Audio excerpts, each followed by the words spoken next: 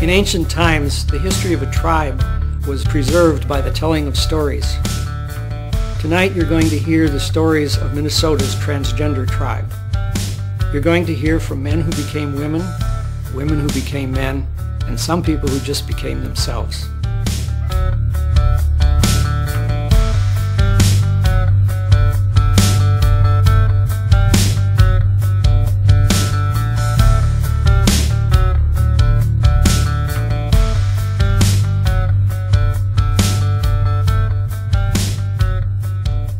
I'd like to begin my own remarks with a personal story, a recollection of something that happened more than 50 years ago.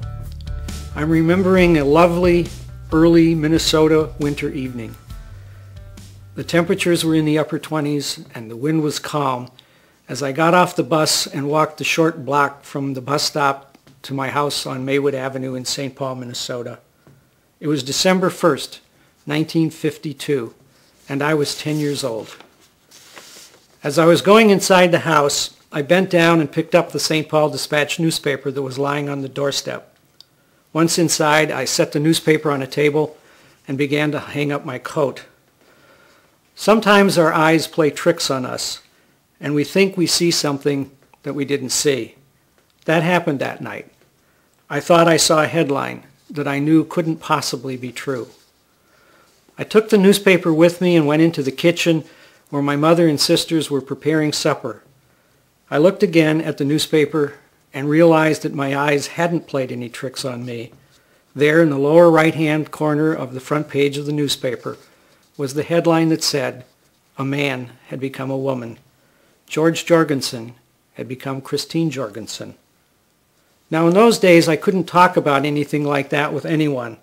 So after reading the story, I helped my sister set the table and allowed the profound thing that I had just read sink into my being.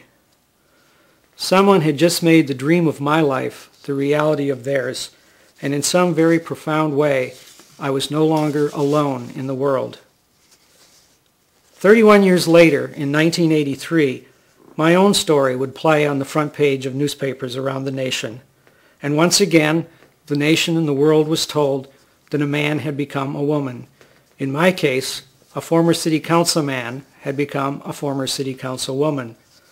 But I don't any longer see it in those terms. From time to time, I'm invited to give a workshop on transsexuality. I give it most often to college-level human sexuality classes, but on occasion I also give it to educators, mental health professionals, therapists, and fellow queer activists. Essentially, this workshop is a deconstruction of gender. So it's not surprising that in the process of giving it, I've deconstructed my own. If you look up the words man, male, and masculine in the dictionary, you'll find that our language, and therefore our culture, doesn't distinguish between these terms. The same is true for woman, female, and feminine. Now biology, sociology, and psychology suggest something quite different. The language of these disciplines suggests that gender identity, sexuality, and role are all distinct from one another. And using the language of those disciplines, I can make a pretty solid case that I am a woman. However, over time I noticed that I differ in some pretty significant ways from almost all of the other women that I know. I've never had a menstrual cycle. I've never experienced the discovery that I was pregnant or the fear that I might be. I have become a very feminine person in many ways, but I still speak in a decidedly masculine language. I don't have to take back the night because I never gave it up. And I lived as a man for nearly 40 years. So it's not really likely that I will ever really know what it is like to be a woman. So although it causes considerable consternation among some of my transsexual brothers and sisters, I no longer consider myself a woman. Don't take me wrong, however. I don't consider myself a man either. And I'm not apologizing for my life, the choices I've made, or their outcomes. I'm as proud a transsexual as you'll ever meet. My sex change operation saved my life and gave me a body that I'm very comfortable living in. It gave me peace of mind and happiness. What more could I ask for? I am my own childhood dream come true. I am transsexual. Hear me roar.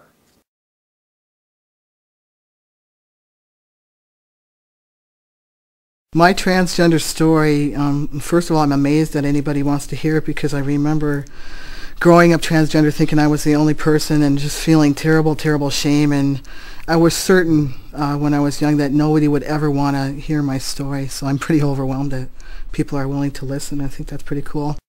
My first recollection